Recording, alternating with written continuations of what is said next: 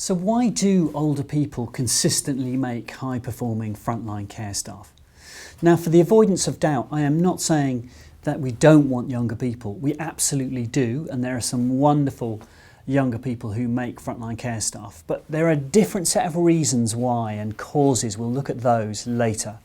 But I think often older care workers are forgotten, or we are not targeting them, we're not using the right language. And I expect you found that there was an older person in your cloned worker exercise. The reasons they succeed are many, but I'd like to pick 8 ones that commonly occur. Firstly, by nature of being on the planet longer, they often usually have more maturity. They have life experience and they're less likely to get stressed about situations and people in distress that you sometimes come across. So they have this experience of life. They've probably suffered loss in their lives and they realise that they're mortal. And so there's more of an affinity perhaps with older people or with those who are struggling with a disability. Typically, older people require less supervision, and this is particularly important for community-based and lone worker roles, but it applies almost in any care setting, that they often are more self-managing than a younger person.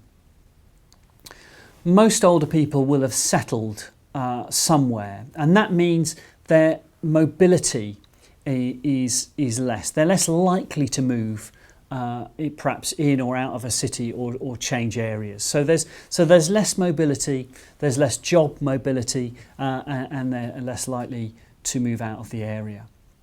And the fact that they're more settled and they've chosen perhaps a job with the long term in mind means that you're likely to see that they will stay longer anyway, even if the work doesn't suit them as well as perhaps someone younger. They tend to have fewer financial pressures.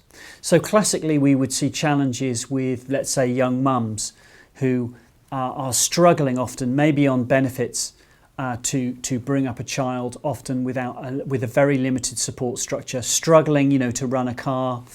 They might have financial problems or other challenges, relationship challenges too. And some of those have dropped away by the time we get older. So we find that those kind of external factors that can create poor performance or unreliability are less common.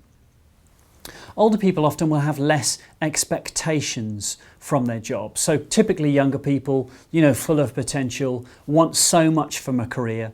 Older people will probably often be thinking that they're accepting something which they know is right for them. And they're often therefore more likely to invest in that job in a bigger way with more commitment than perhaps younger people might do. And I think finally it's a motivation question. So if you've understood yourself and you've realised that you perhaps potentially have a calling for this kind of work, that you can see what intrinsic rewards you get from helping others, then I think you might find as an older person that your motivation is greater. Often people, and when they're younger, start out quite narcissistic, thinking of themselves, and then gradually over time start becoming more altruistic. And so this is just a range, some of the factors that we find that could be contributing to the reason why it's very important to look at an older workforce. But what about those younger people I mentioned? Which ones are going to succeed? It's a tough challenge to get younger people into frontline care in any country in the world, but there are some secrets and I'm going to share those with you now.